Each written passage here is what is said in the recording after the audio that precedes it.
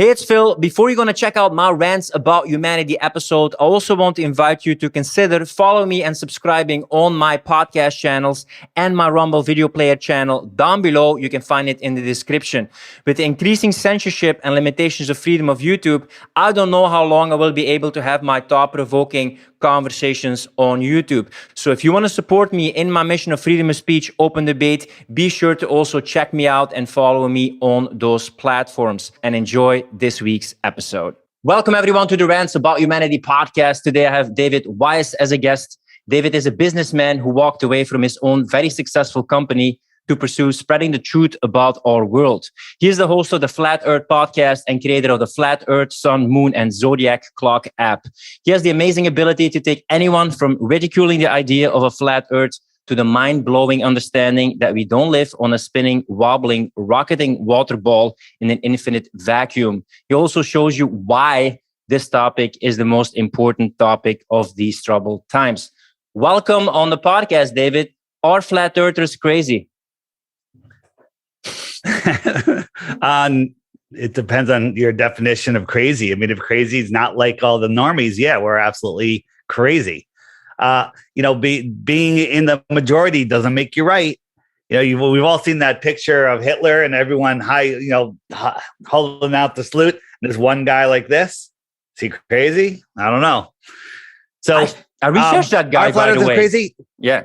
What's that? I researched that guy, by the way. He still survived a long time after the Nazis because I was curious about that one guy who was standing up. I like him.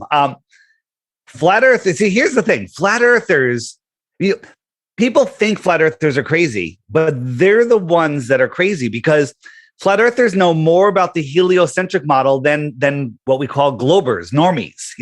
We know about their model, which used to be our model. And we know about our model too. And the difference is globe believers don't know their own model. And what they think our model is absolutely insane. Like if I thought flat earthers thought that we were a disk floating in space with, ball planets or even other disk planets, I'd laugh at flat earthers too. Nobody thinks that. That's, I heard your interview with Dave Murphy.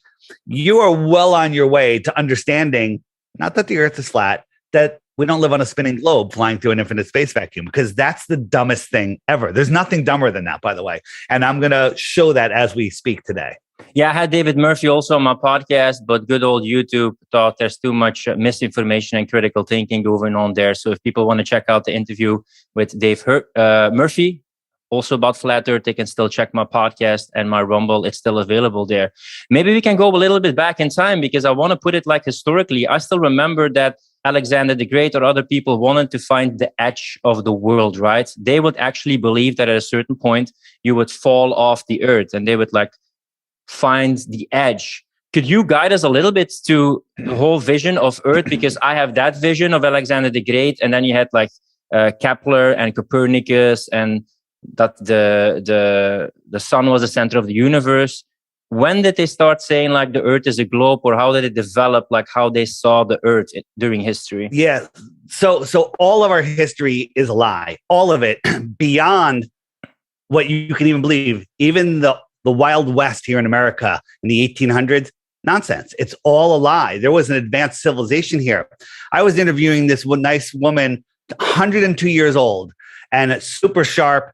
And I was interviewing her about the world's fairs, and she had such a great memory. I asked her what they taught her in elementary school about the earth, never once mentioning flat earth. And she looked at me, she goes, they taught me the earth was flat. And then they changed the story later on in her education. And I explained to her, that it is flat. And I explained it, and literally she broke down tears. It was the most amazing interview. Check it out. I'll send you a link after the show. And we found other people in other countries that said they were teaching flat earth until the 1930s. 1930s. That doesn't go along with our historical narrative. And we found newspaper articles about teachers that were being persecuted for teaching heliocentrism, which is the globe model. So when you were talking about, trying to find the edge of the earth isn't the edge of a disc. You can't fall off. Cats can't push everything off the earth. That's the dumbest meme ever. If the earth was flat, cats would have pushed everything off the earth already. And that's literally the best proof that globers have.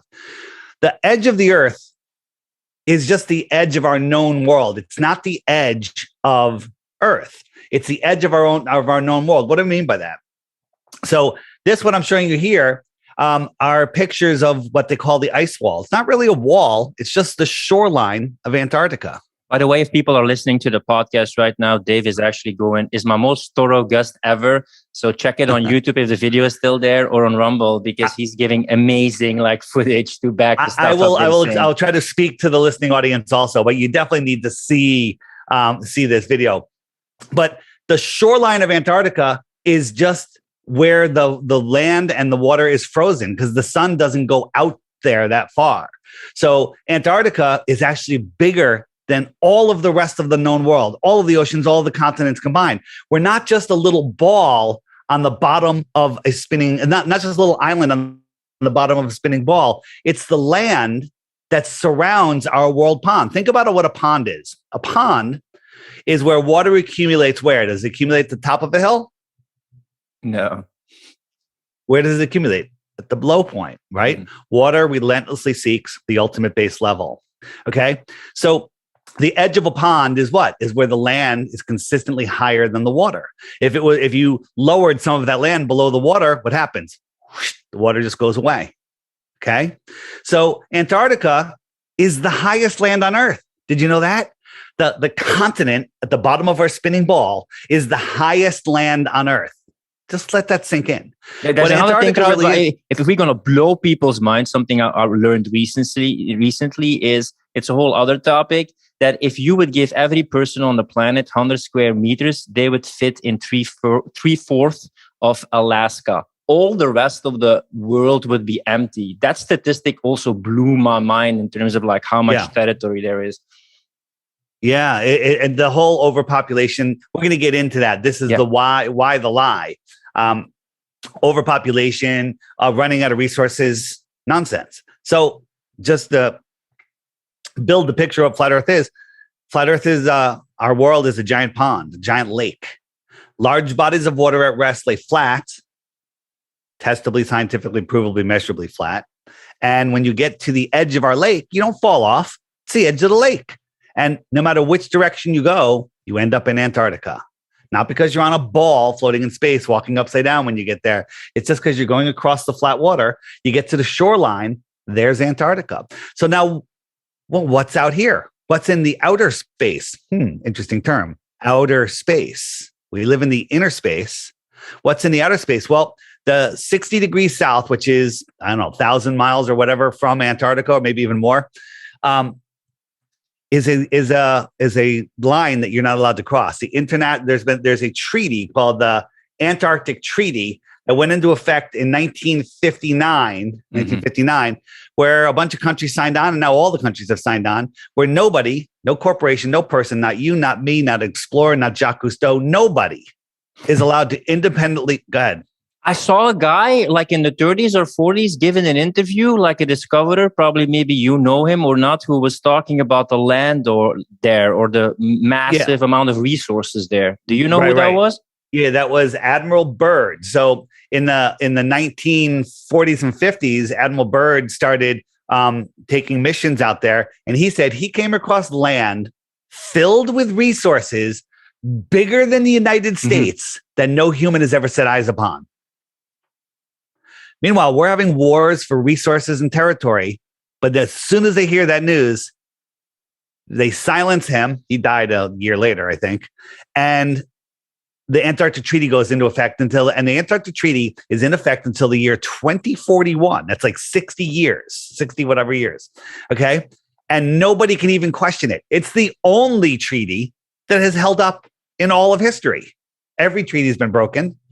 So right now we're worried about resources and everything. There's unlimited resources in Antarctica and nobody's allowed to go there. But burn down the rainforest, that's fine. Global warming, we don't care. But Antarctica is off limits. So why is Antarctica off limits? Well, the people say that, I'm just first going to say the explanation that they gave. They say that the weather conditions are so extreme that you can't go there or fly with a plane there because it's too dangerous. And I say to that, cool story, bro. Cool story. Okay. They tell us all this stuff. You can't fly an airplane over Antarctica. You can't fly an airplane over Antarctica because it's too cold. But what? We can fly it over the North Pole. North Pole should actually be colder than Antarctica because Antarctica during their winter is closer to the sun than the North Pole is during its winter, according to the helio-nonsensical baloney model. So Admiral Byrd discovered that.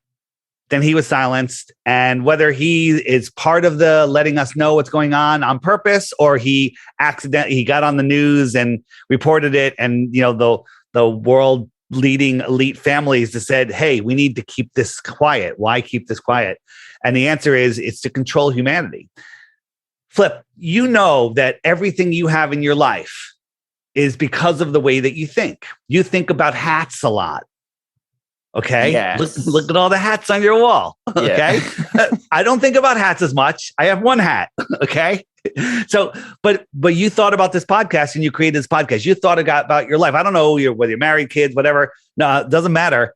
Whatever you've put out there, that's what comes to you. That's how this world works. They don't want you to know that. Yeah, most people think that reality determines perception, but if you've been following everything that's been going on, especially the last year and a half, it's perception determines reality. And then you have a prescribed narrative that maybe sometimes on the surface seems benevolent, but when you go deeper, you see like, oh my God, like my perception has been hacked or brainwashed or entrained to think a certain way. Right. They want you thinking that you're spinning out of control, lost in space. Now think about this, right? If you believe in the heliocentric model, you believe this. Let me tell you a little story. Okay.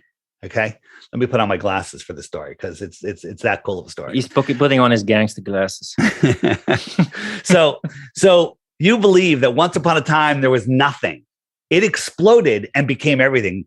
If that's not cool enough, the rock started forming together and creating these spinning massive rock balls that got more and more gravity and sucked in more and more rocks.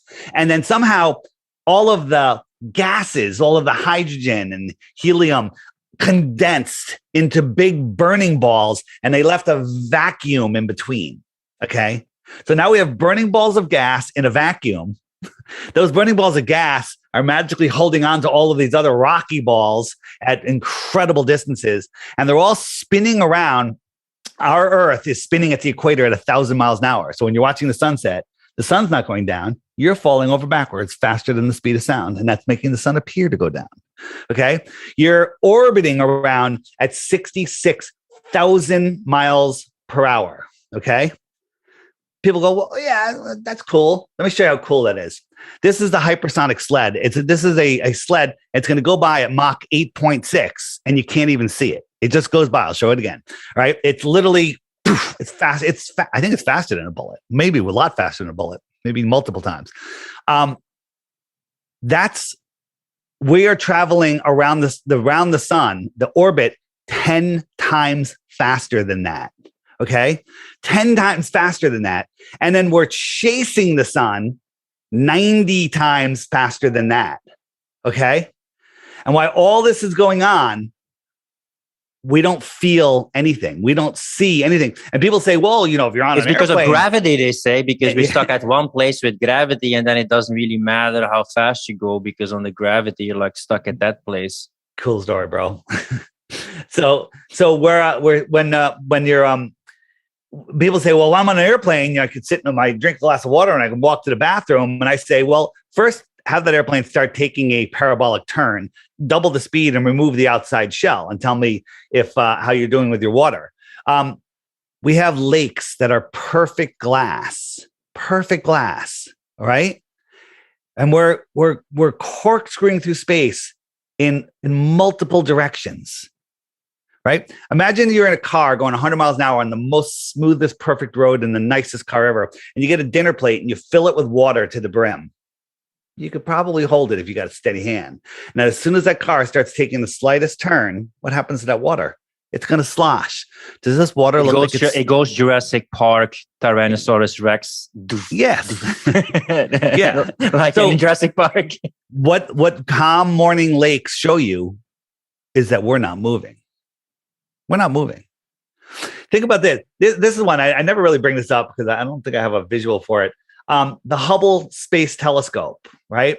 Which is the biggest joke in the world. Okay. It's floating in outer space and taking these long exposure pictures showing us distant galaxies. When here on Earth, we have these giant telescopes, which are all in the south, by the way, and all controlled by the Vatican. Whole nother story. But these telescopes are built on massive, deep cement pads. And the reason for that is if a technician walks by in his socks, the slight vibration could ruin the whole picture, right? So it's taking a long exposure of a distant galaxy or whatever it's taking a picture of. And the vibration might disturb the picture. You with me? What about the fact that we're spinning at 1,000 miles an hour? We're orbiting 10 times faster than a hypersonic sled. We're chasing the sun at 500,000 miles per hour. None of those motions matter except the slight vibration. Okay. And the Hubble Space Telescope is doing all of those motions just to stay over the same point of land that it's supposedly over. But it's also traveling 17,000 miles an hour, trying to keep up with the spin of the Earth. This is all nonsense. This is all mind gravy. This is all, they didn't teach us to think in school. They taught us to memorize and regurgitate. Mm-hmm. Oh, the Hubble Space Telescope is in space. It's got this giant mirror. It had a problem. They fixed it with a spacewalk and their magic spacesuits. And I have to believe the nonsense that they show us, right? Look, this is nonsense. This is what they show us. They show us, all pictures of Earth from space are CGI. Well, they look. I would challenge anyone to look at these pictures from the globe from outside, and they're just like, because I'm always a truth detective. I help people think for themselves. So, even on this topic, I just love to invite people, especially people who can reason and have arguments as much as you. But they look just very artificial. Like it's also a completely round ball, etc. So clean. They claim that the Earth at the equator is spinning and the water bulges 14 miles high. And Neil deGrasse Tyson, the high priest of nonsense, says, well, from space, Earth is so big that you wouldn't even notice that. That's like, on a cue ball, it's a microscopic thin piece of paper that you're laying over one side. You wouldn't even see it. And I'll agree with that. With the size of the Earth, they say it is 14-mile bulge might be hard to see from space, but a 14-mile bulge of water at the equator. If I'm flying from Alaska to South America, I'm flying south. I got to go over the equator. Well, the plane only flies at 5 miles high. At what point do I climb another 10 miles just to skim over that bulge of water, right? Literally scrape the belly of the plane over the bulge of water, right? At 3 times cruising altitude. And the answer is no, never. It never happens because water lays flat. Large bodies of water rest lay flat. Getting back to the pictures, I'm showing 2 pictures here, one from 1978 and in 2017, they showed us how bad pollution is on the Earth. Look how bad it is. They got this bright blue ball in 1978 and in 2017, the ball is very dingy, except they forgot to change the clouds. They use the same clouds. Okay. Now, Flip, what do you think? Did they do that on purpose? Just to we showed them, they're too stupid to know. Or are they just that stupid and lazy? I don't know the answer. And even if you would believe in the whole model, etc., can they make pictures like this in space? Is it actually, if they have the model that they present, can you just have a camera? There's no interference of electromagnetic radiation, etc., that would make it impossible? Because I don't have a background about it if it's just also physically possible. Just as I have the same question of sending the images of the between brackets moon landing live to the Earth, I'm really wondering how they do that with they claim such a gigantic amount of distance. Yeah, so we'll get into moon landing in a minute. So nobody has been to space because space, as described, doesn't exist. Okay. No one's gone up on those rockets, all fake. Now, do they launch rockets? Yeah, sometimes they launch miniature rockets. They launch giant helium-filled rockets, but no people are on them. Those people are in a studio, probably in Alaska, pretending to be in a cockpit. They're using CGI and all sorts of stuff to fake floating, and it's all been exposed. I actually just uploaded a video. Was it yesterday? Yeah, yesterday, showing the facility where they fake all this stuff and how they do it, and just showing you examples of, making their hair float. Think about this. In the military, they shave women's heads. Mostly the women have shaved heads if they're in combat and out in the field and whatever. But in space, the most disgusting, in the International Fake Station, the women have long hair. Right? That hair would be floating everywhere. Every time you try to talk to an astronaut, they'd be like, hold on, I'm choking on a hair that's floating right in front of me, right? Because it wouldn't settle. Now, I've been questioning a lot of things lately, because you can see how you don't necessarily have to be involved with everyone to make a certain agenda fit. But do they then screen the people who supposedly, according to you, go to space, and they just pay them hush money? They're brainwashed. They stay silent. They pressure them, etc. How can they have so many people and astronomers all think this way? Yeah. So again, if you look at and that's a good question. I'm going to answer it in two different ways. But if you look at the Apollo astronauts, when they came back and did their mission, they were literally looked like someone just told them the dog was just shot, and they're being forced to lie. I believe that these guys thought they were going to go to space. And then when they said, hey, by the way, no one's going to space, you're going to lie. And these guys are being forced to lie. But if you look at, all of the space station astronauts, they get like 4,000 applications, supposedly. And look who they pick. None of those astronauts would you talk to and go, man, he's smart. They're all dummies. They're all dummies. And maybe they really interview them to the point where they're like, yeah, we can totally hypnotize this guy, make him believe the shit that he's saying, excuse my language, and make him believe that they've been in space. I think some of them are outright liars. I think some of them have been brainwashed. I think some of them are just, they think it's for the good of humanity or whatever. But they're not. I mean, you just go listen to Don Pettit. I mean, he is full on. He's a moron. But what has Baumgartner done? And recently, like Richard Branson and Jeff Bezos, explain a bit like what he actually did. Yeah. So Felix Baumgartner, he did the Red Bull space jump, right? Mm-hmm. Where he supposedly jumped from space. Now, whether it's real or not, there's a lot of controversy whether he did, whether the height that he jumped from was that actual height. And whether he was a paid shill to say that he saw the curvature of Earth. Personally, I think that he thought he saw the curvature of Earth because he's wearing a curved glass, helmet. And he was told he would see the curve of the Earth, so he saw what he was told, But this is the picture that they showed. And this is obviously a fisheye lens. If you analyze the land, all of these rivers and whatnot, excuse me. This is all New Mexico. New Mexico is a small state in the United States. Okay. It's a small little section. New Mexico, planet New Mexico is it's covering a quarter of the Earth. Okay. This is a fisheye lens. There, if you go up into up to not even as high as he supposedly was, or around the same height, this is what the Earth looks like. It's flat horizon. Right. So, he said, in his interview, yes, I was up. I saw the curve of the Earth. Did he think he saw it, or was he told to say it? Again, can't answer that. And the penis of Jeff Bezos being shot into space. Yeah. So my joke is they shot a big penis into space, right? And the space rocket looked like a penis also. Yeah, they shot a dick in space. Yeah. And also a rocket. And also a rocket that looked like a dick.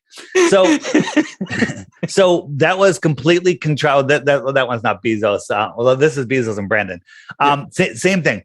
All these guys did some footage in what's called a 0G plane. You know what a 0G plane is? The plane that does a parabolic arc, and you get about 25 to 45 seconds of weightlessness. Mm. So they outfitted it to look like his special plane with his special windows. And they said, both of them, that they got 4.5 minutes of weightlessness.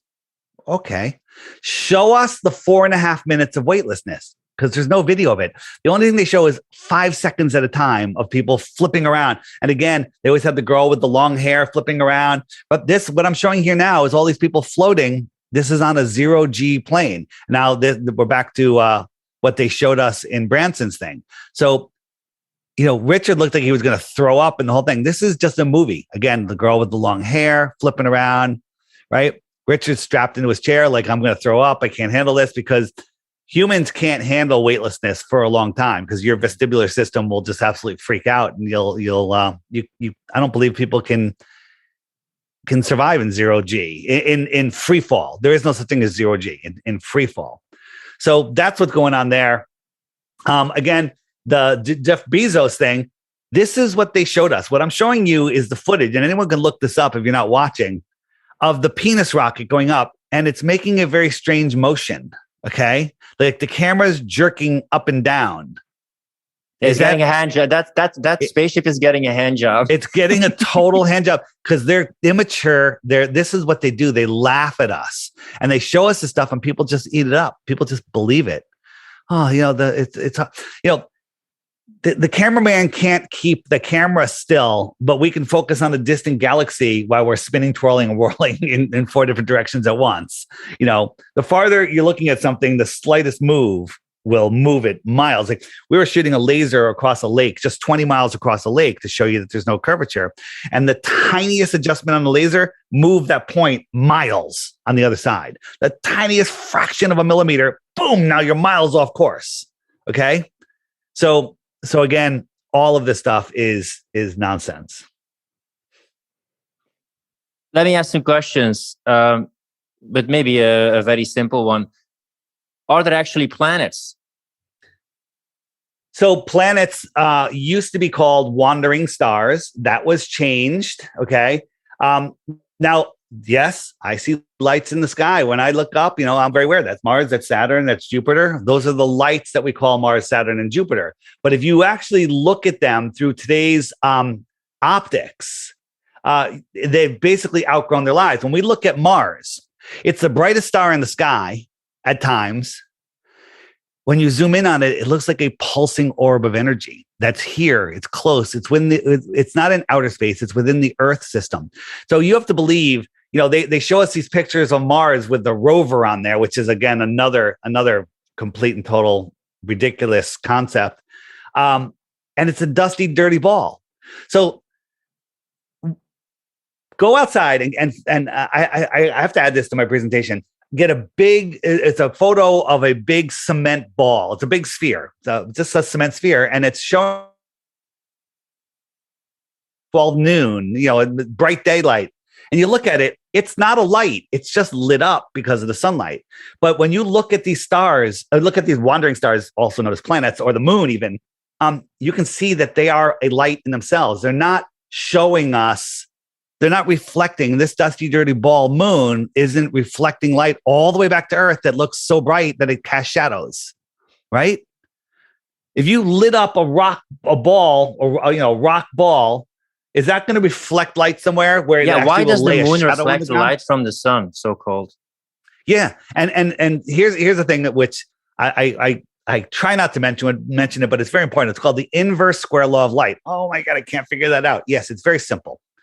If you have something that is a certain brightness, if you double the distance to that thing, it's 1/4 of the brightness. If you half the distance, it's 4 times as bright. It's called the inverse square law of light. Like I'm showing, if you have a light, if you have a flashlight and you're holding it an inch away from a piece of paper or whatever, all of that light is concentrated right there. Now, if I move that piece of paper away, it's spreading out. Mm-hmm. That light is spreading out, and it's getting geometrically, progressively weaker. So if the moon was only 1 lumen, okay, if we're looking at the moon from Earth, it's 1 lumen. You go halfway to the Earth, it's 4. Halfway again, it's 16. Halfway again, it's 64. And when you get all the way to about 100 miles from the moon, I forget the number, but it's like 100 million lumens, or it might even be billions of lumens. It's just so bright that we don't see the sun from Earth, that brightness. So for the moon to be the brightness that we see it at the distance that they tell us, it would have to be brighter than we see the sun when you're there. Nonsense. Again, these are things that require thinking, not memorization and regurgitation. Because when people are like, well, all the professors, all the scientists, they're all in on it. No, They're the ones that are the best at memorizing and regurgitating, right? An astrophysicist believes the nonsense that he tells. He sees a light in the sky and goes, well, it's got a red shift to it. And the Big Bang was 14 billion years ago. So it might do some calculations. The math is perfectly good math. Oh, it's 50 billion years old and 180 trillion miles away. Nonsense. What do you think of people but they believe it, who believe in astrology and the effect of the planets on our spirit? Great question. Yeah, great question. So astrology, I used to say, God, astrology is so stupid. How can Mars in retrograde affect my life? It's 25 million miles away. It doesn't even affect the tides. How is that going to have any effect on my life? Nonsense, right? And believing that's the model, yeah, astrology is nonsense.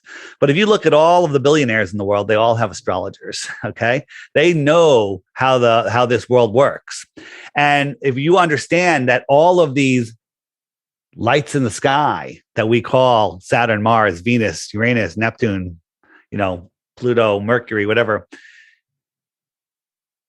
they're here within our Earth system. They're energetic. They are involved in our lives. They're all named after gods. Okay. How it works, I don't know. But astronomy is pseudoscience. It is astrology that is the real science. Oh, I find that interesting that you say that. I'm actually intrigued that you say that, because no matter what you believe or not, it seems that certain people really like to do things, at a certain date or some astrological period, etc. So I'm wondering, does this have an impact energetically or spiritually, even when you look at 100%. And when you understand the distance they tell us the stars are, they're scientifically provably impossible to see. So this is the star Sirius. I don't know how far Sirius is, but when you zoom in on it, this is what you see. It kind of looks like that is seriously far. That is seriously far. This is the star Arcturus. Totally different, right? You slow it down and you see all these geometric shapes. Here's a whole bunch of different stars. Now listen, some are out of focus, some are not. It's hard to focus on something that's not physical. In space, but they all have their own personalities. They all do their own job. Our stars' souls are wandering stars, angels, fallen gods. I don't know. Right. But they're energetic. They're here and they do affect our lives, because the only true forces in this world are electricity and magnetism. And we are electromagnetic people. Everything about us is electric. Your heart doesn't pump blood. It charges the blood, and then the blood has energy to travel around your body. Okay, your heart doesn't have chambers and everything that they tell us. It's one toroidal field creating electricity. That's why when your heart stops, what do? They electric shock, right? To get it going again.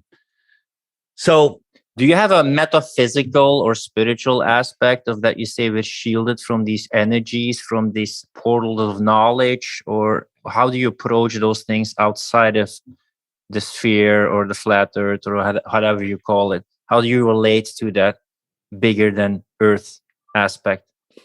I don't understand the question. Yeah, because you say astrology might have an effect. I don't know what it is, God's energy, etc. How do you, as someone who still has a foot in science, I see you use science all the time, how do you relate to that unknown, that stuff out there? Is it also a spiritual dimension of your thinking or beliefs? You know what? I believe that this world, and I don't like to say that we're in a simulation, because that people short circuit. I think this world is a physical simulation, right? I'm pretty solid, I think, but if you were there, it could punch you, it would hurt, right? You're solid, right? So I believe that we're here, and the currency of this world isn't money, isn't gold, isn't, anything. The currency is your soul, right? And our soul, I believe, is part of the creator. So wait, here we go. When I first learned about flat earth, I believe in evolution, Big Bang, the whole thing. I didn't believe in God or anything. And I don't even like using the word God because it polarizes some people.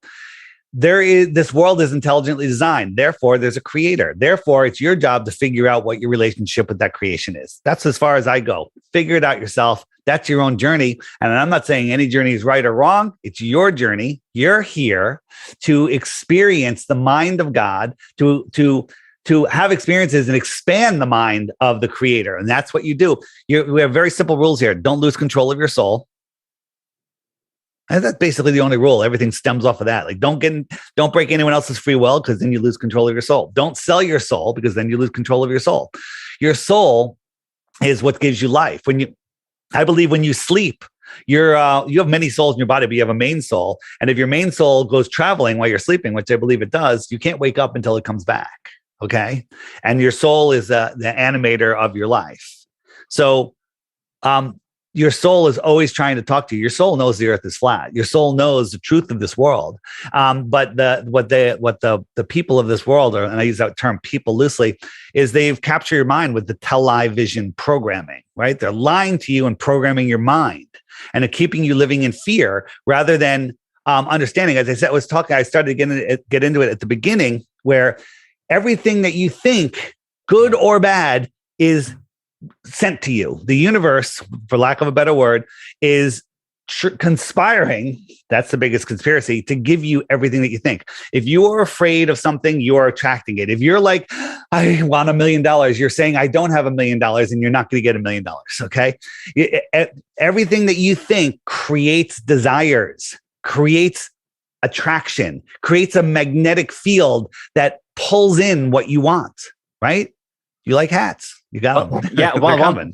One thing that that I love is the fact that you can back it up with actual science and you can deconstruct. And I also like the fact that I also had with Dave, and sometimes he said, like, I don't know what's out there. So we kind of feel like we're in this perceptual prison planet sometimes, where we're like trapped in our perception. How can you determine still what's behind the simulation, or what's real, or to construct something? Because you can, one hand, just deconstruct the lies, but how can you still see the truth then, or determine that thing out there, this is real, this is true, this is not manipulated? That's a great question. And the answer is, flat earthers know that we don't know so many things. Mm-hmm. We are aware that we don't know. Globers are not aware that they don't know. And worse than that, they think they do know. Okay. Like, what is the sun? I'm not going to even take a friggin' stab at it. Right. I have ideas of what it could be. I don't believe that the sun that we see is a physical object, but this thing that I'm showing right here, is that 93 million miles away? You can see clouds above, behind it, and below it. Excuse me. So what is it? I believe that it is the source is outside of our world, beyond the firmament, beyond the sky, and it's being projected into here or reflected, and we all see it in a position relative to our own. Excuse me. You also had a great video about the optical illusion of the horizon, or sunset or sunrise, right? That's one thing that I watched from you, where you show like the whale with a ball, and it goes from the back to the front, and it rolls, and it changes, how we view things. Oh, you mean this? Yes. And also with the ball, yeah. This is about perception. The reason this train is getting smaller is because it's going away. That's how perspective works. As something moves away, it gets smaller and goes away because it's at your eye level. All of these lines are parallel, but here they look like they're going straight down. But we know they're all parallel because this is a wall with these parallel lines, right? So this is how perception works, right? As the sun goes away from you. So this guy right here is looking at the sun. The sun's going to go away. This is a side view, what we're seeing, and it looks like it's going down, right? It looks like it's going down because it's just going away. And when it goes beyond that convergence point, now here are the train cars. Well, it's already small up here. So as it goes away, it's not getting any smaller. So what you're saying, if I translate it, is like the reason why we see it going down and disappearing is because it's so far away and it gets smaller, so we don't see it anymore. Well, it doesn't matter if you look at something over your head, it's small. It goes away, it'll get smaller. But if it's already small, when it goes away, it doesn't get much smaller. Just like this ball is big, same ball 6 feet away is small. Okay, you with me? So now we're going to raise the camera up, not getting any closer to this second ball, and look what happens. the balls become pretty much the same size. So if I rolled this ball to this ball, it's not going to get any smaller.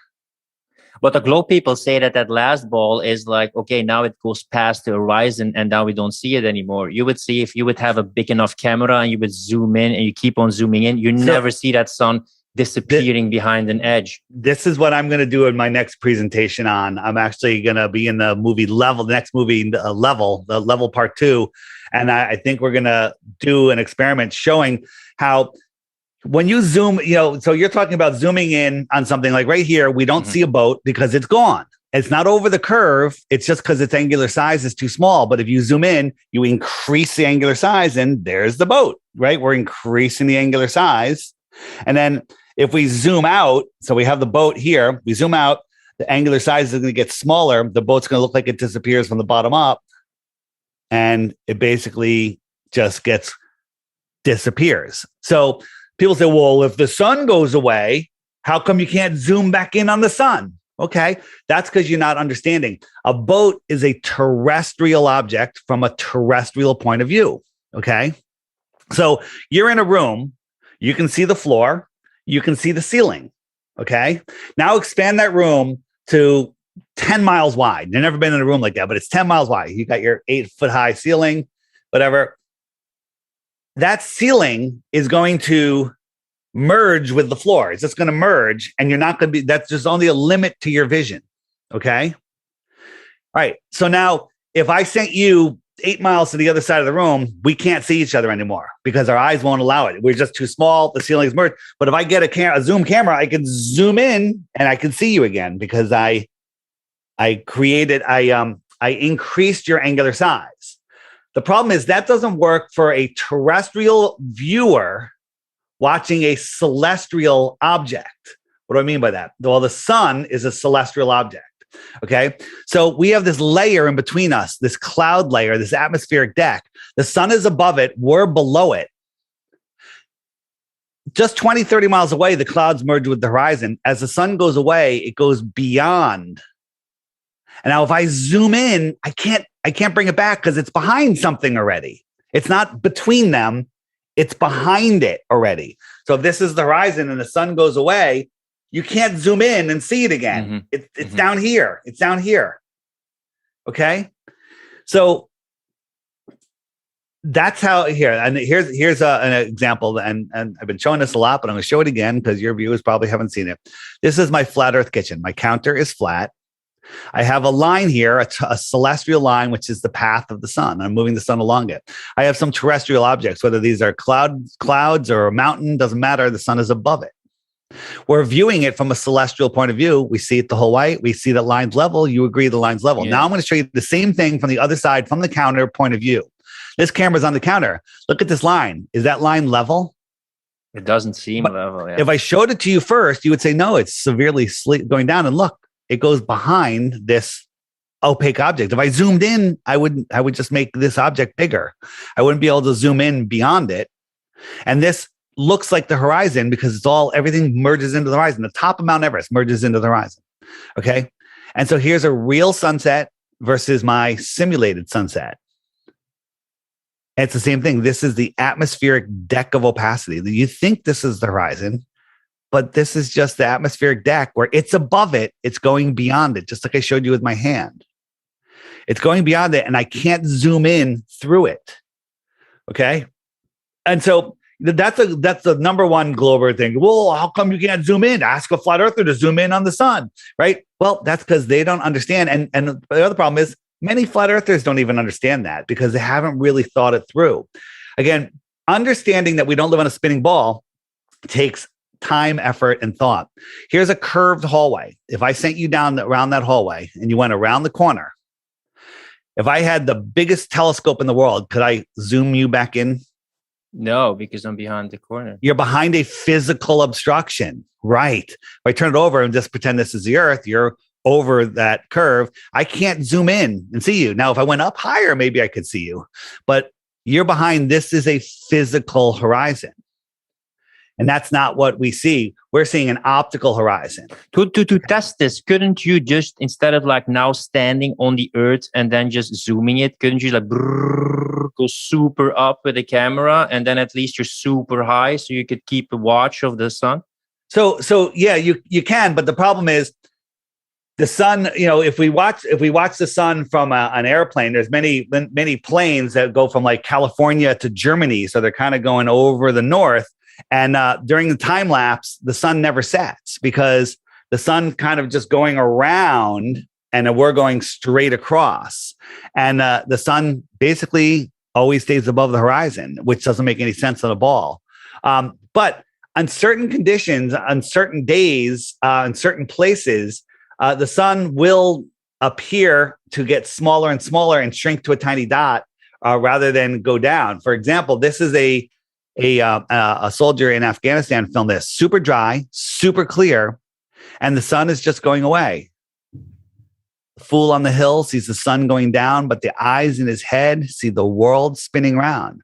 And that's because there's no atmospheric deck of opacity because the air is so clear. Don't let the sun go down on me, yeah. Yes. there's a lot of songs about the sun. And here's another situation. I filmed this looking west from the east coast of the United States over the land. Has to be super cold. So this is done close to in the winter. It's like 30 degrees outside Fahrenheit. So it's below freezing, no humidity, super clear. And I watched the sun in 5 minutes time. It went down, down, down, down, down. Now, if the earth was spinning, it would just keep on going, but it didn't. It went down, down, down, down, down. And then it stopped and it sat here for 10 minutes. So this is super sped up. And instead of going down, it just faded away. Its light could no longer push through the soup. Watch again. It just faded. It's still there, but its light, even the power of the sun, can't push through that much atmosphere. The atmosphere becomes opaque over the distance. So it's still glowing. The sky's still glowing, but it couldn't push through. This absolutely 100% proves. Now, someone will say it's out of focus. I don't care if it's out of focus. The sun does not go down. It goes down, down, down, down, down, and then it stops. And it just sits there. And so we can remodel this with a glass dome on a white rug. This is, I'm showing you a glass dome. I got a pen light and I'm just bringing the light across. And inside this glass dome, it looks better in person. You can see this looks just like a round sun floating in there. And it doesn't go below the edge. It just stops and it fades out. I'm going to bring it back. Watch. It'll appear just like a sunrise. And it comes across. And then it goes down. And then at the last few minutes of sunset is where it stops. Okay. When I was doing this sun fade out picture, my friends were down at the beach. They saw the sun set 10 minutes earlier. They saw it set from the bottom up because they're looking across the water at land, which is 10 miles away, where there's hills and trees, but the tops of those trees look like they're at eye level to them. It looks like on a horizon. But in reality, the tops of the trees are way over their head. So here are the tops of the trees, and the sun just goes away, and it sets behind it. Okay? All due to perspective, but I could still see the sun from my drone. Well, a glober will say, well, that's because when you're up on a ball, you can see over the ball. Well, yeah, maybe that's true, but we don't live on a ball. We live on a flat earth. There's another thing, because I often use arguments that people use. There was a team of flat earthers who would try to dispute the fact that the earth was round. And then at the end, like, fuck, the earth is round. What did they do wrong? I think there were some people, that famous story of like, there were some flat earthers who was like, were trying to prove that the earth was not round. And then at the end, they realized, fuck, the earth is round. Yeah. So that you're referring to is what I call, the behind the curve, a Netflix deception. The woman that made this video that was highly funded, she lied to us, said, we have a very shoestring budget, and she was highly funded for this. She also made a hit piece on a guy named Wolfgang Halbig, who is the police officer that wrote the book on school safety and who exposed the Connecticut school shooting event. Do you know what I'm talking about? But here in America, there was a shooting at a I don't want to say it because I want to get a strike. The small stuff on a beach. So whatever that is, hook, school. Okay. Yeah, exactly. Yeah. Alex Jones got removed before. Yeah. So they were funded to do hip. So this was the hippie. So let's since you ask, we got to get into it. At the end of the movie, there was an experiment that was being done by my co-host, 𝗲𝗏 𝗏𝗏𝗏𝗏 from 𝗲𝗏nism channel. And he said, I got an idea. If we get 3 pieces of plywood and we have a hole drilled at the same level, all of them, and spread them out over several miles, and we could level it using a canal that was right there, so we know that they're at the same height, it would be impossible to shine a laser beam through all 3 holes, right? Because if you're trying to shoot a laser beam to one point, laser beam could go up or down, and that's you can't level. There's no way to level it, but you don't have to worry about leveling it because the 3 holes, if the Earth is a globe, the middle hole should be a foot or 2 or 3 or 5 or 7, whatever the distance was, higher than the 2 end holes, so it wouldn't work.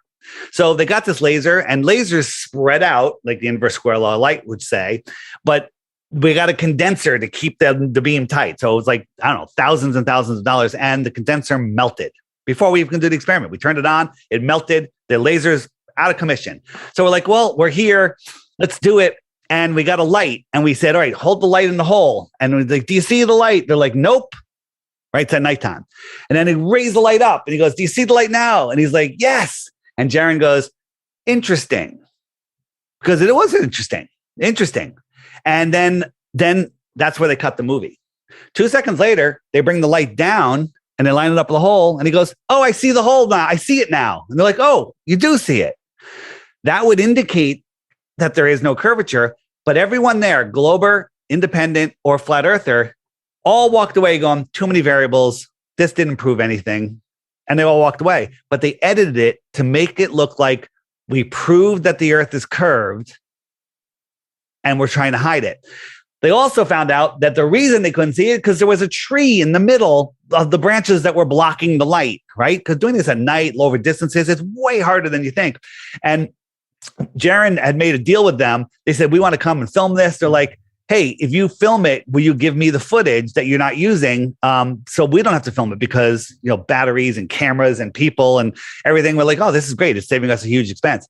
They did it and they said, oh, I'm sorry, you can't have, they reneged. They said, well, you can't have any of the footage. We made a deal with Netflix and they say you can't have any of the footage because if we had the footage, we would expose them as being shills. Something I was also recently covered is like, guess who was a nephew of Freud? That was Edward Bernays. Guess who Edward Bernays is? The grandfather of propaganda. He literally wrote a book, Propaganda, and he started propaganda, which he termed as public relationships, etc., because he saw that a lot of people vote based on irrational fears and it influences their perception. And now the last one comes, guess who the nephew is of Edward Bernays? Yes. One of the co-founders of Netflix. Right, absolutely. And same thing with Facebook. Mark Zuckerberg is Rockefeller's grandson. I mean, the world is a stage so much. You know who said the world is a stage? William Shakespeare. Yeah, William Shakespeare didn't exist. The world is a stage. William Shakespeare is a made-up character, okay? A group of writings that they all said, oh, this is all William Shakespeare. All nonsense. That's how much the world is a stage. Everything is a lie. Before I'm going to delve into the why, because that's also important, like why this and why this approach, because with everything going on right now in the so-called crisis, I can understand like people getting more power, money, and influence. So that's the next thing I want to tackle. The last thing I would love to get an answer on is what about the seasons and just about the night and day? How does that work exactly? So let me pull up my my app. It's called the Flat Earth Sun, Moon, and Zodiac Clock app. And I made this app actually just for myself. And then it actually started, people like, where can I get it? And so I made it and it's been getting better and better. And I'm actually going to premiere something today, which nobody has seen on your show. But let me just find this real quick. So where did it go? It's coming. Very close. There it is. All right. So this is my app. It's called the Flat Earth Sun, Moon, and Zodiac Clock app. If I could share my screen. And here we go. Can you can you see everything? Yeah. All right. So the app basically shows that the sky is a perfect clock. I'm going to speed it up. The sun goes around once every 24 hours. So the sun keeps track of the hours and the days. The sun is the hour hand. But can you guess why the sun is 1 hour behind the hour hand right now? Because it's daytime saving. It's daylight savings, yeah. Right? So that's another thing to throw us off kilter. You know, that's like saying my feet are cold, so you cut off the top foot of the quilt and sew it to the bottom foot of the quilt to make your feet warm. Okay, that's the same rationale of daylight savings time. It's nonsense. It's basically to throw off our connection to the Earth, to the sky clock. Okay, so if I really speed it up, you'll see that the sun starts catching up to the moon. The sun laps the moon once every 28 days. You know that there used to be 13 months of 28 days? No, I do know that it's weird that October, Oct is 8, November, Nueva is 9, and December is Deka is 10. So there's clearly 2 months that are off kilter. Yeah, so there used to be 13 months of 28 days. So you see, as the sun catches up to the moon phases away, and so the position of the moon and the phases of the moon keep track of the weeks and the months. Okay, you see now we get a waxing moon coming out behind it, and 28 more times around it'll lap again. So that keeps track of the sun keeps track of the hours and the days. The moon keeps track of the weeks and the months. And if I turn on the zodiac, the stars keep track of the seasons and the years. Okay. The stars are going to lap the sun. They're going faster than the sun, but just slightly faster.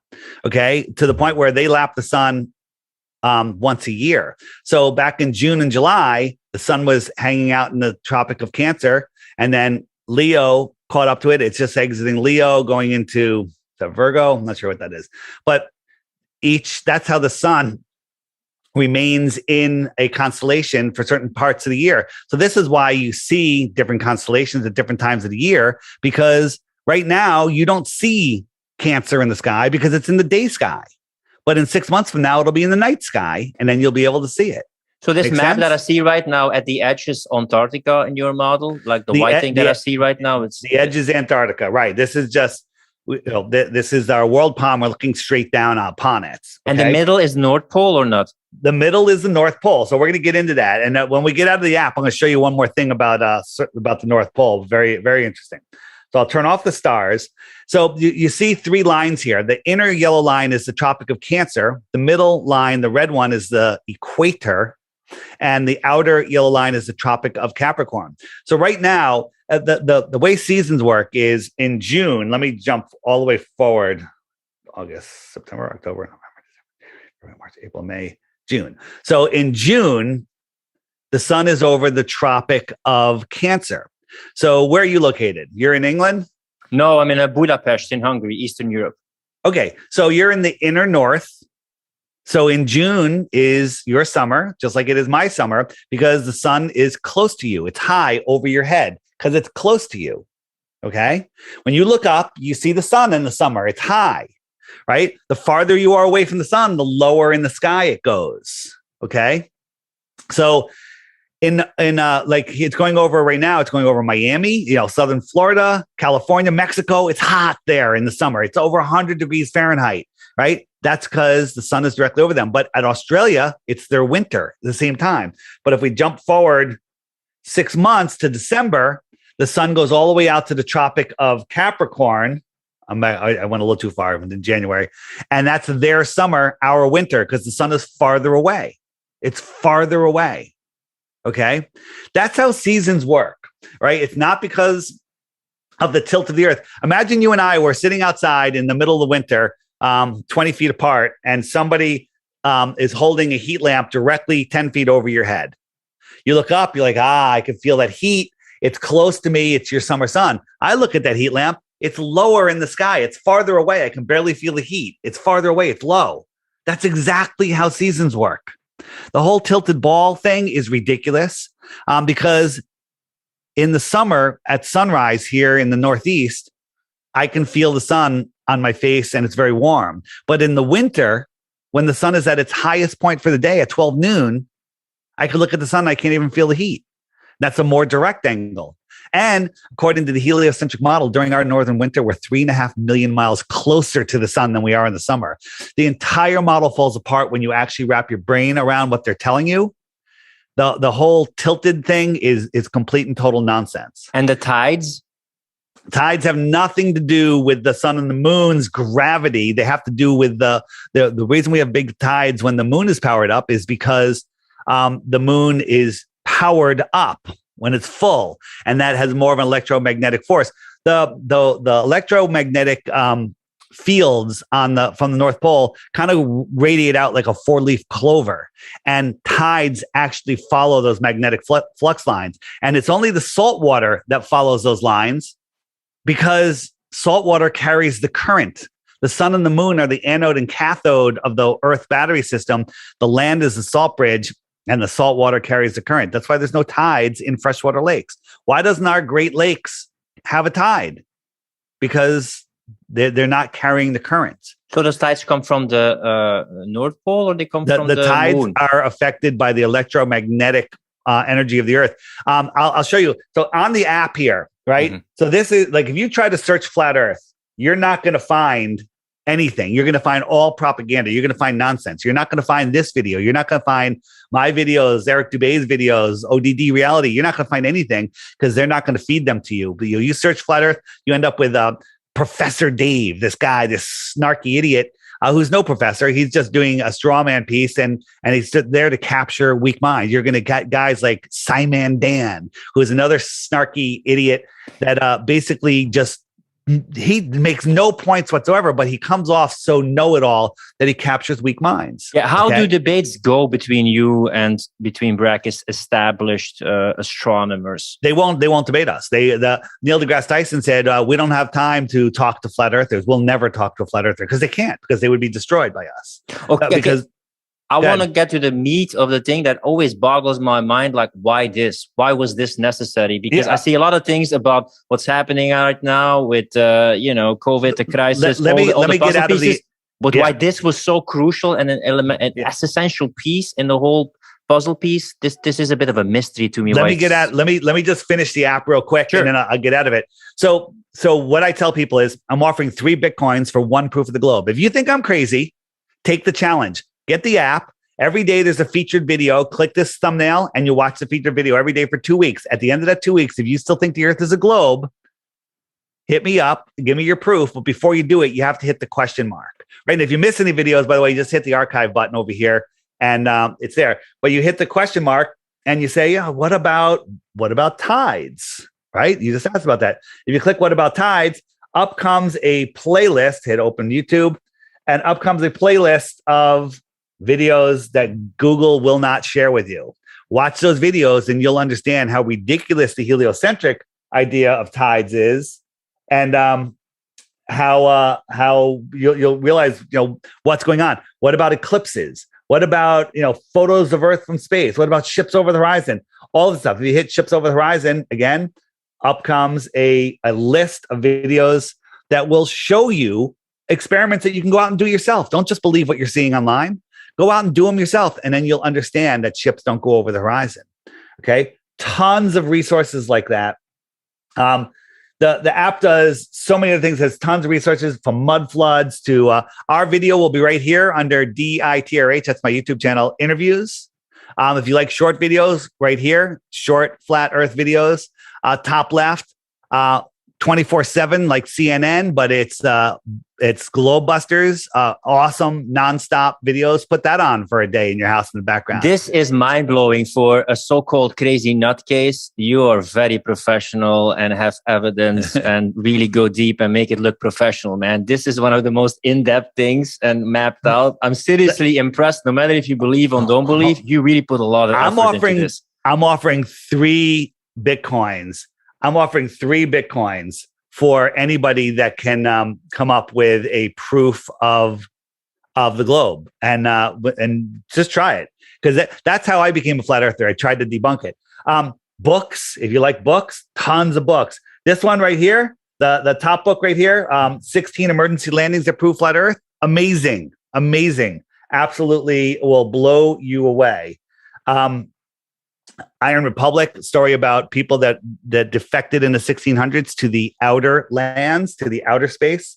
It does tons of other things, but the new thing that I'm adding that no one has seen yet, it's called Find Flat Earthers Near You. Now, I only have a dozen testers on this, but if you hit that little handshake button, up come all of the other people that have the app near you. By the way, I only have like 12 or 15 testers on here. But if you zoom in, you know, like if I tap on this one, who's this? This is Rose 777 from the Rose 777 podcast. By the way, you need to have Crow on your show, and I'm going to hook you up after the show. You need Crow on your show. It'll be the most interesting show you've ever done. I'm going to 100% put this in the description, and people should at least check it out, because this is the thing that I love to do. I love people see different perspectives and think for themselves. But most people who say, I did my research, they didn't do any research at all. Now, what sometimes happens, and it happens the same thing with Dave Murphy, right? I didn't talk about it with him, but I'm always open-minded, especially to understand why people have a certain perspective. But what happens is they just play it on the person. Oh, Dave Murphy, he believes in urine therapy, so everything he says is nonsense. I don't think that something is nonsense just because one thing I don't agree on, you know, of a person, and then I just character assassinate him. But I see this a lot of time happening. They don't agree with one thing you said, one video, one perspectives, and then they just dismiss everything that you say and say like, oh, that's complete nonsense. It happened in half of my thread that they were just talking about Dave using urine therapy and whether you like it or not, whatever, like let somebody talk about it. But what does that say about this whole opinion about flat Earth? Like it happens a lot in discussions. So what I've been showing you here is these are the dots that we see. This is literally just for the few testers. This is going live, hopefully at the end of this week. And then there's going to be 100,000 dots on here, 100,000, maybe even more. So it's going to be insane. And this is going to connect us. You can say, hey, you know what? Like, this is where I am. I'm at this red dot. Let me look here. Actually, that's, I'm over here. And look, there's other flat earthers that live right here in my complex. Okay. And I could tap on one and I could send them a message. Okay. And if I hit the messaging, bam, up comes messaging. You can send them direct messages. It does a lot of things. And just for those people that are freaking out, like, I don't want people knowing where I am. This is showing my exact location. If I hit the next button down, it'll show my approximate location and it moves me to the center of my town. So I'm a little paranoid. I don't want other flat earthers knowing where I am. I don't know why. Or I can turn it off, hide my location, bam, the whole thing's shut off. Okay. So this is coming. It's been coming for a long time. And I'm really excited that it's coming. I'm excited for you, man. It looks really nice. For everybody want to delve into it, I think it will be one of the best resources to actually explore this rabbit hole. And let me just quickly tell you, the app is $2.99, one-time charge. Now, there is a subscription fee because everyone said that you don't have to do. Everyone said, hey, Dave, can you put a donation button on there? But they don't allow donation buttons. So I put a subscription button and basically you get a pop-up that says, hey, would you like to subscribe for 99 cents? Okay. And you can exit out the second it shows up. There's no ads, there's no waiting, and it only shows up once a day. No skin off your back. For the find friends feature, you get it, but you can't send messages to other flat earthers unless you're a subscriber. It's $11 for the year. You're buying me a margarita, okay? All right. I think you put more than a minimum wage hour into making this app. Before I delve into the why and why it's so important, I can't even talk about this topic. Just me exploring this topic, people immediately try to frame me, oh, you're a flat earther, etc. But I think it's kind of crazy that I can talk about JFK, I can talk about the fake war in Iraq, I can dispel a lot of myths. But as soon as I hit this topic, that's like a complete taboo. That's like, oh, that is way too crazy. That is hang on. It used to be that way. It's becoming more and more commonplace. 4 years ago, 5 years ago, I mentioned a flat earth. You're crazy. You're insane. People laugh. Go on and listen. Now people are like, yeah, I'll have you on my show. I'm very interested. Yeah, I think the earth is a globe, but show me otherwise. So that vibration changing. Dave Murphy, urine therapy, thought it was crazy. It's not crazy. There's a lot of people doing it. Okay. There's a lot of super healthy people doing it. All the supermodels do it. Look at them. Okay. As far as looks, right? Because I recommend you buy Dave Murphy's book, The Guide to the Human Body. It's literally, it's an incredible book.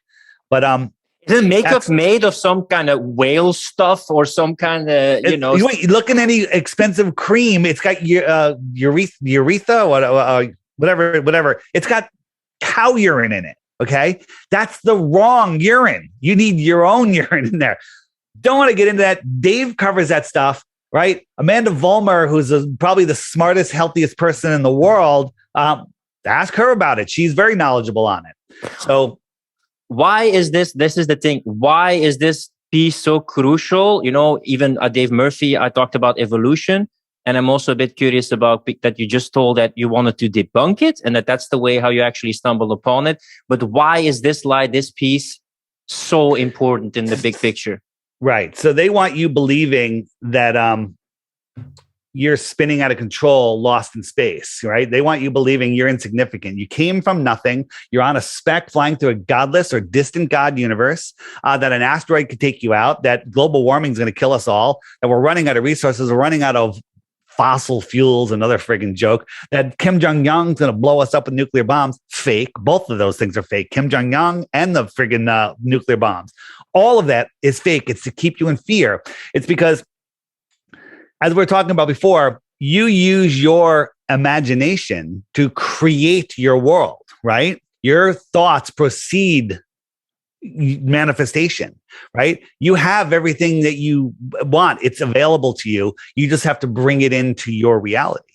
But they want to change your reality so you don't see beyond. You don't see that there is more, right? If you are in a cage and, there's a movie, it's the allegory of the cage, and these people just lived in a cage and they didn't know there was anything outside, right? But if you didn't know, maybe there's more. Maybe we live here, and in this outer space, on this extra territory, you might call these people extraterrestrials from outer space if they came and visited us. Okay. That there's more, right? There's more land beyond our world. Okay. In the app, order the book, The Iron Republic, or you can also listen to it on YouTube. Do you think what's possibly behind Antarctica is so powerful, is so expansive, it's just a hunch, like probably can't say it for real, but I call it an extended plane. All right. Because again, we don't know what's out there. We don't know. And I'm the first to admit it. We don't know, but it would be insane to think that there's not more land, more oceans, more suns, more worlds, more people. They probably speak English, right? Because they probably came from the inner world and migrated outwards. I did a talk, you can just Google it, The Outward Flow of Civilizations, with myself and Sophia Smallstorm. And we speculate about what happened to the Mayas and the Incas and all of these, ancient civilizations that just picked up and left. They may have moved outwards with their sun, and then a new sun was born in the center. A new sun was born under a star, and he was the savior to the world. Right? Imagine if our sun moved away and never came north again, never came north of the Tropic of Capricorn. We'd be in the dark and we'd be cold and life would be really tough. And then all of a sudden in the north, under a star, a new sun was born. What would you do? You'd look up and go, my savior.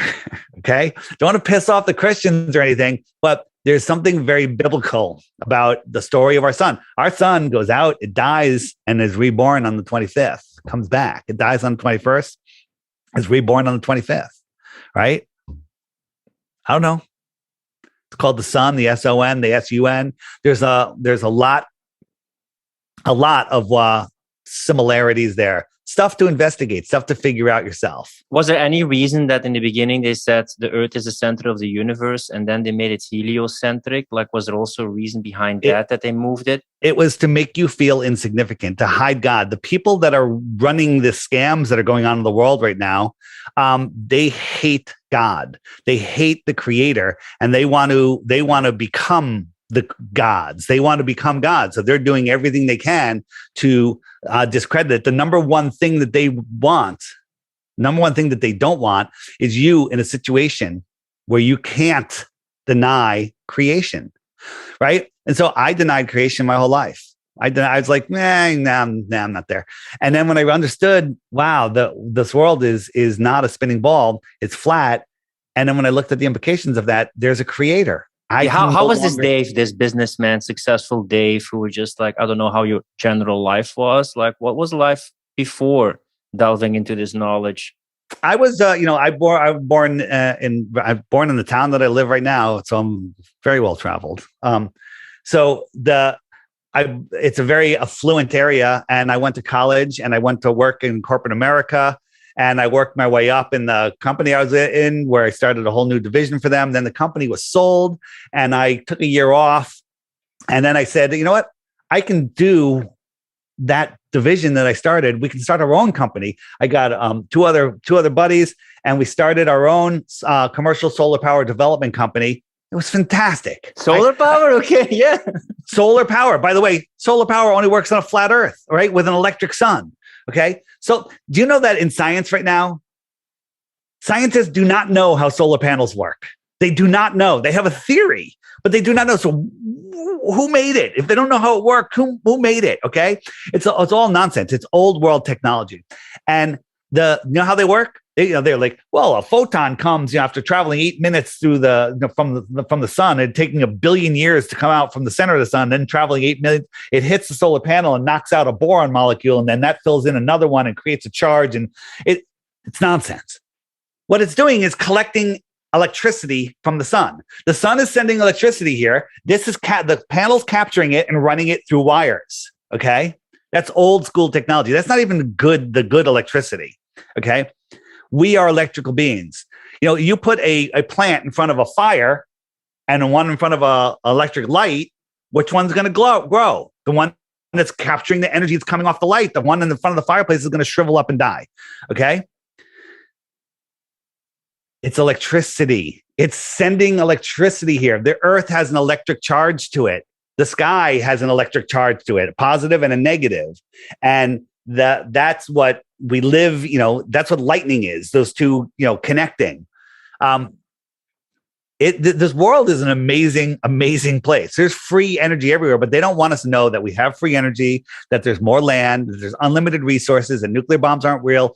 They don't want us knowing any of that. And did somebody give you a book like, hey, David, check out this weird stuff that they talk about. And then like, oh, this is nonsense. Let me just debunk it in a day.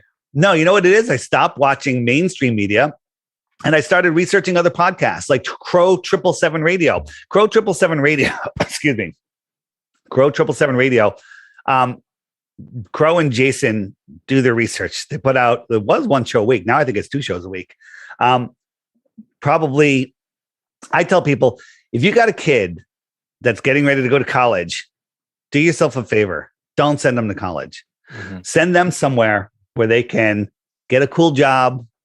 They can learn a sport, maybe kite surfing somewhere, whatever. And all they have to do is listen to one episode of Crow every day. That's it. And that's their college career. I would hire that kid before I would hire any Harvard, any Ivy League school. I would hire that kid because that kid's going to have more world knowledge. Excuse me, I'm dying.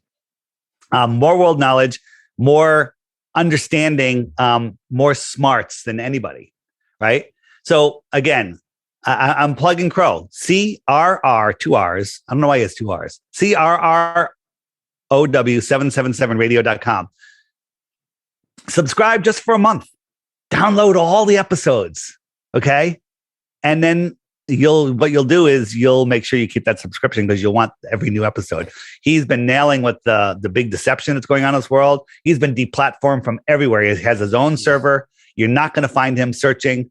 Again, the truth of this world is far more interesting than movies, television. And he opened your eyes, and then suddenly you said, like, I'm going to quit my successful career. I have all these skills. Well, so I have I won't say time. it was just him. I've been researching, deceptions. The thing that got me started was money. Before 9/11, I was looking into what the hell is money? Who is the Federal Reserve? And I realized they're a private bank.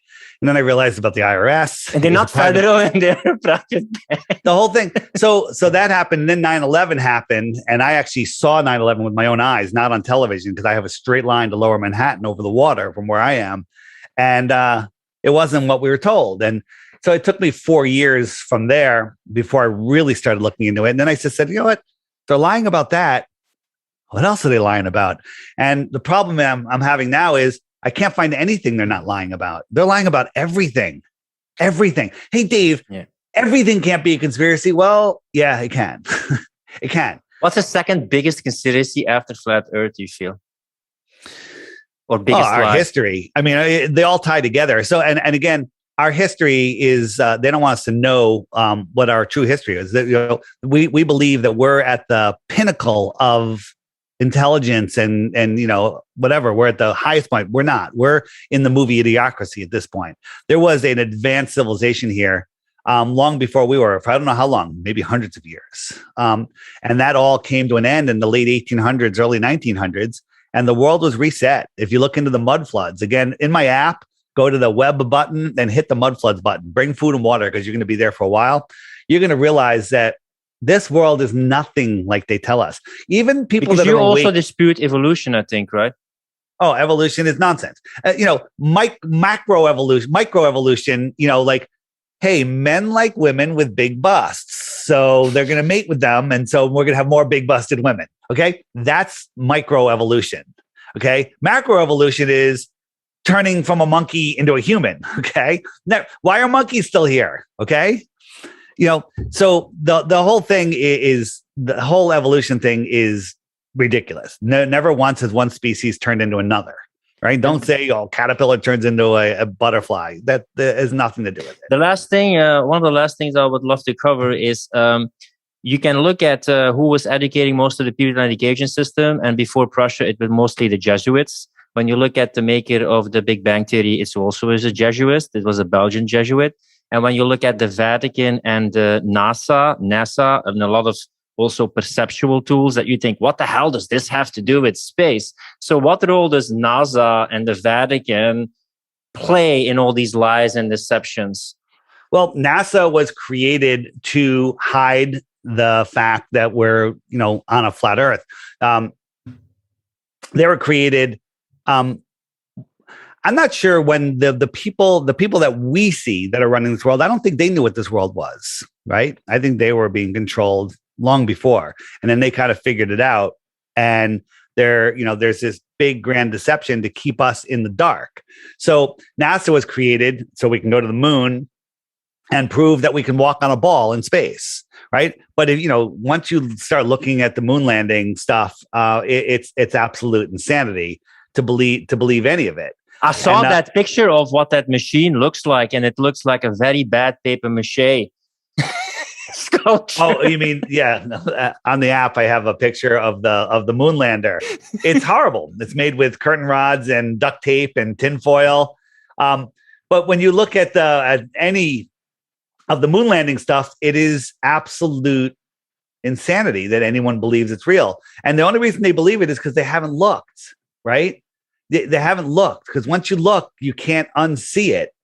And then all of the fakery that they show us in space is absolute insanity. I mean, here is Chris Hadfield playing his guitar. These guys are in a green screen room, and this microphone, he misplaces where Chris is and sticks it directly into his neck.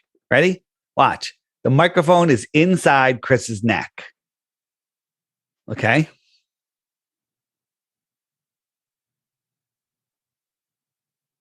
Okay, that's some nice cyborg stuff. Yeah. So again, they do so much fakery. It's ridiculous. Once you understand, NASA, here's them playing with a lemon. They just got up there. Watch, a lemon goes right through his hand. That lemon isn't real. It's a CGI object that they're manipulating in real time. This is because one of the most top technology that's being created is actually, besides social media, also in NASA, right? Like they put it under it's important for space projects, but a lot of the finances and money into technologies or advanced technologies, they are first being used in space, so-called space. Yeah, well, that's what they tell us. Cool story. But none of that's true, because nobody has ever been to space. It's all done in zero-G planes, and they rig it to look like the space station. This looks like the space station. This is a zero-G plane. You're helping people awaken from this lie. How do you envision the future? Because I've seen, right now that we do the episode, NASA has the technology to identify people by their heart rate. I've seen them use faces and audio that they can make people say whatever they want, so they can have the perception whatever they want. It's more and more realistic. With this increasing technology to manipulate perception, do you see anything backlashing or failing, or them taking it too far? I think too many people know. I think the cat's out of the bag, and people just need to, strap on their big boy pants and use their big boy brains and start saying no. Because what people don't realize, the biggest psyop, you asked me before, what's bigger than the flat earth psyop? Mm-hmm. The biggest psyop is that there's nothing we can do about it. There's something we can do about it today. If everyone in the world watches your video, you wake up tomorrow and there's 7 billion views, everyone could go, screw the elite. And then it's over. It's over. Because we just said it's over. They need us to create their world. They need us to create our own world the way they want us to create it. They're controlling our minds with nonsense. Okay. They're controlling our minds with complete and total insanity. And we're creating that world. If everyone's like, well, if everyone just goes along, then they're just going to, get what they want. But if people say no, like, the crazy lockdowns that are going on now and face muzzling, if everyone just said no, it's over. It's over. Imagine you own a store and you're complying, and all of your people that came to your store said, oh, by the way, we're no longer coming in if you're going to require face muzzling. What are you going to do? You're going to be like, well, I better let them in because I'm going to go out of business if I don't. That's all it takes. People are wearing shame muzzles because other people are wearing shame muzzles. Everyone knows they do nothing. The mouth diapers, yeah. Yeah. But do you think we should move towards alternative platforms and then create parallel communities? Because still so many people are on these platforms today. I mean, I've seen it. Like, I think one of the ways to do it is, if you don't want your perception to be influenced, you have to cut yourself off perception. So we talked about Netflix before. I canceled Netflix. I still have it like for 2 weeks. So I was checking Love, Death, Robots. It's a show on Netflix. And then I saw the episodes just now. And the episode was just about overpopulation and a guy who was killing people who had children because you can't have children anymore. So I see this predictive programming, this social engineering of perception. Once you open your eyes, you see it all the time in Hollywood, in the media, in songs. It's everywhere. If we all say no, it's over. Overnight, same day, it's over. As soon as people say no more, okay? As soon as people say no more. But they're really driving hard, to get people to do this thing, right? And I think that that's going to impair their ability to think and thrive. And there's a lot of people speaking out saying that, if they do that thing, they may not be doing anything ever again. Well, I think that the polarization is definitely going to go towards the people who don't take the wink, wink, wink, wink. But they're doing it so hard, so fast. I mean, I saw New Zealand. They have one case. And they locked them. I mean, how can you still explain this? Right. That's all we can say here. Here's the other thing about going to other platforms. Yeah, all of the people on the other platforms are pretty much awake. They're already there. The people that have no idea, there's people that are on YouTube that have no idea it's being censored. That's awesome censorship. Hats off. That's a lot of hats off on your side to the controllers of this world, because they are doing a great job at hoodwinking the sleeping people, right? They don't even know there's censorship going on. Well, that's the one thing. I think you can go from one side to the other side, but once you went to the other side, you're not going back. Like you can go one way, but you're not going back anymore. One thing that you still said is you can use their technology against them, or you can use technology and cryptocurrency in a way to fight the system. How do you think we can use it? Yeah. So here's the two things. These are the two things that I'm pushing. Not pushing, trying to wake people up to. One is, how can you make any decisions properly if you are on a spinning ball flying through an infinite space, right? If you don't know that your thoughts have power, they don't want you to know that. That's the biggest deception of all. So take back your power, unplug from the mind control matrix. Unplug. It's like Neo in the movie, The Matrix. At the beginning, he's lost. He's depressed. His soul knows the truth. His brain is stuck in the matrix. Then he unplugs and he takes his power back and claims his divinity.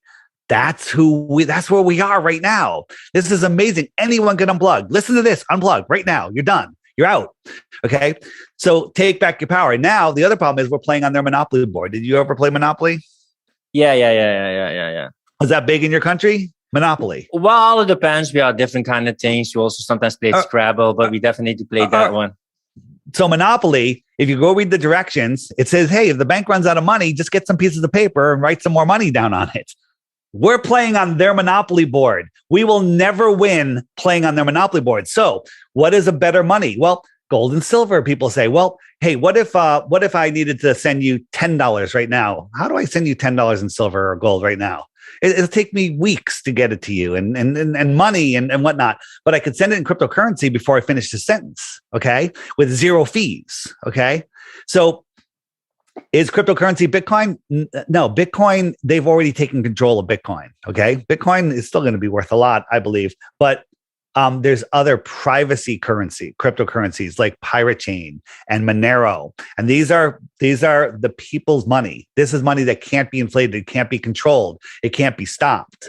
So if we all of a sudden said, let's only interact. If everybody woke up and says, we're only interacting using Pirate Chain, okay?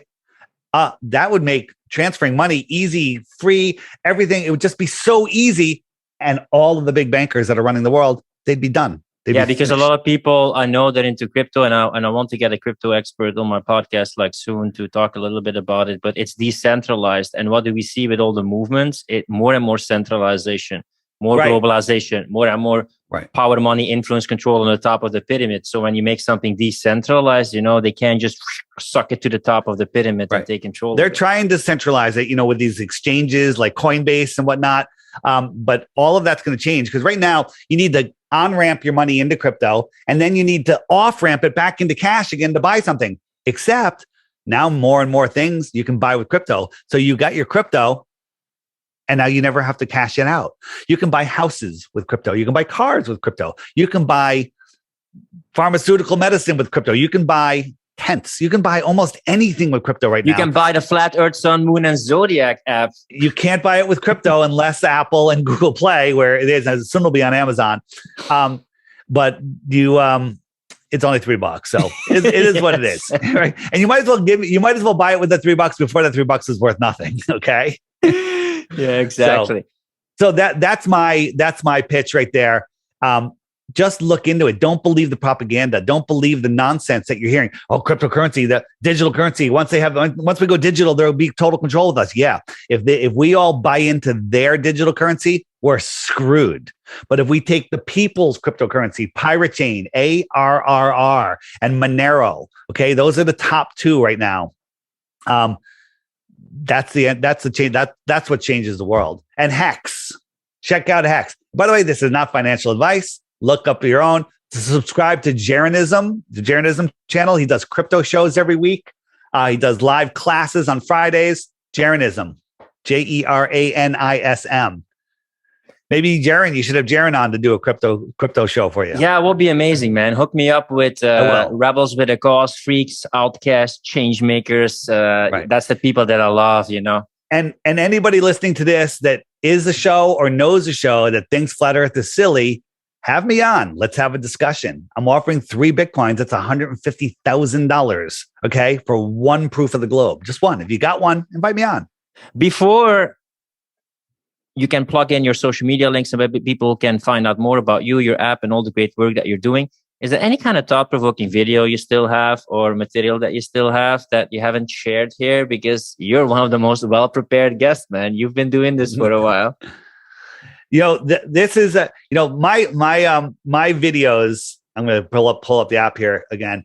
My videos are short. On my channel, 𝐷𝐼TRH, is basically very short videos. If I pull up my list, here are my videos. 6 minutes. That's a long one. 4 minutes. 1 minute. 2 minutes and 37 seconds.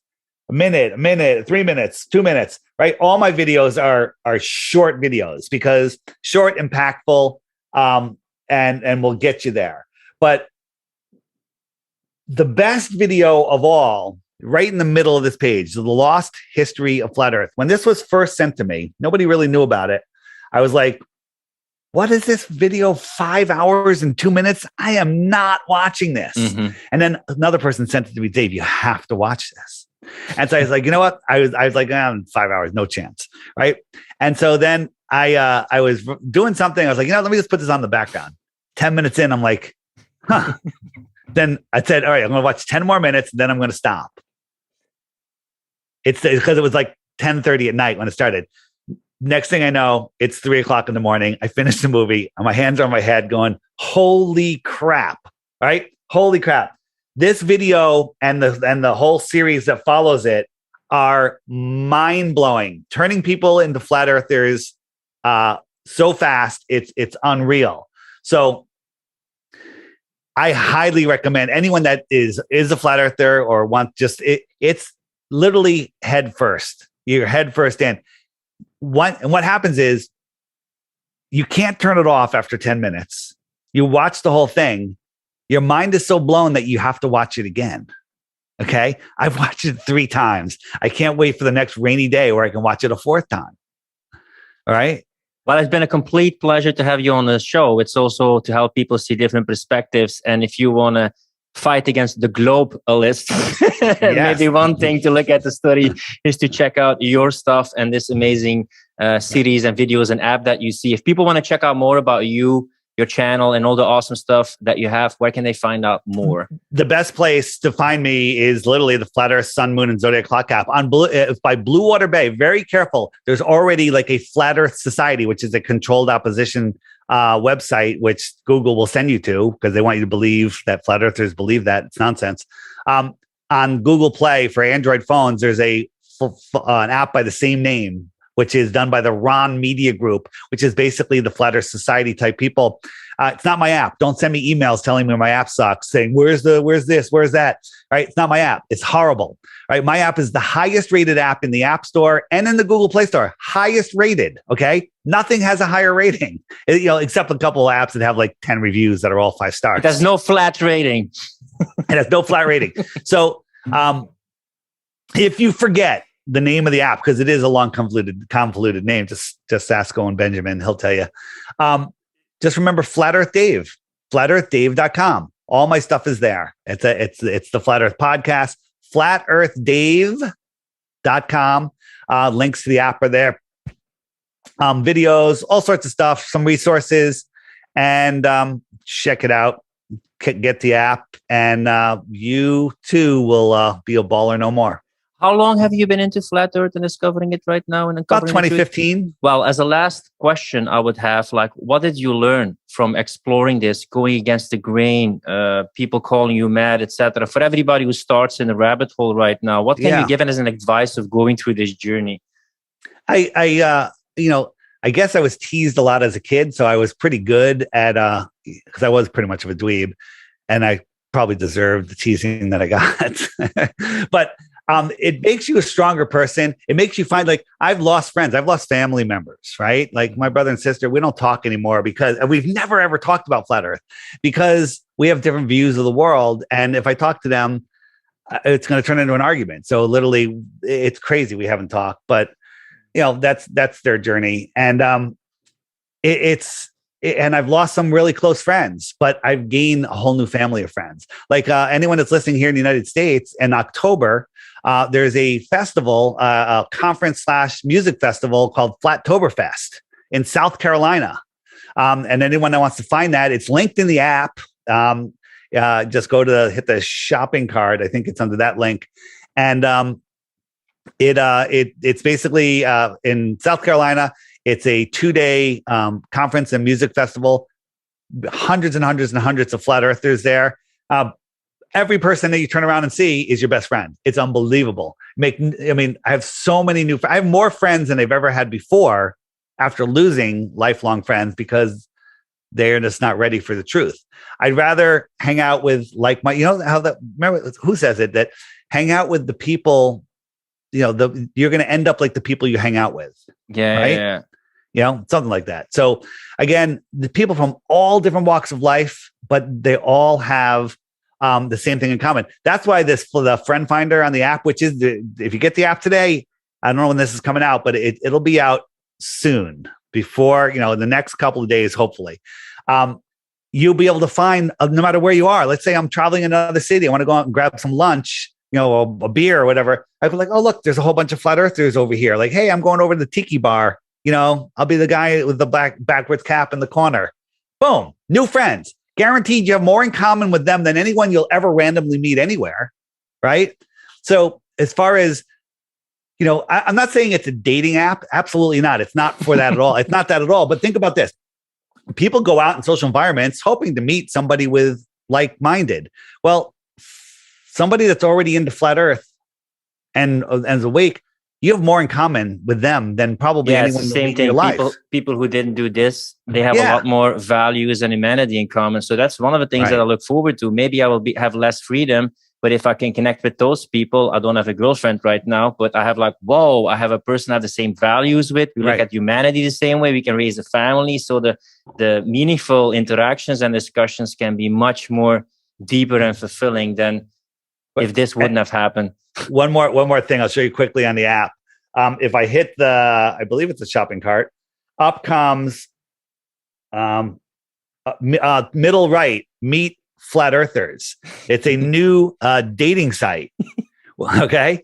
There's not a ton of people on it yet, but it's growing, right? It's growing. And over the next year, I think it's really going to take off.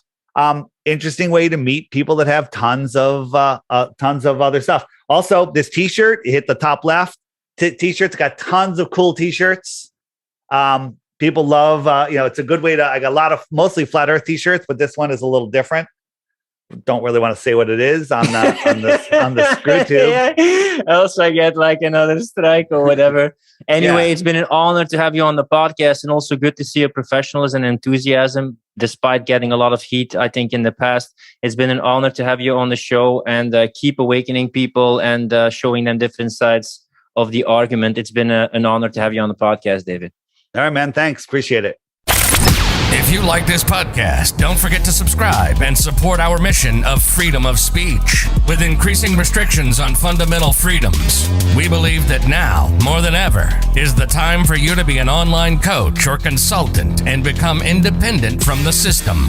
That's why we created the Client Closer Academy. Learn how to consistently enroll clients and join a community of fellow free thinkers who value personal responsibility, speaking their truth, and making an impact. Find out more at clientcloser.com/academy. Rant over.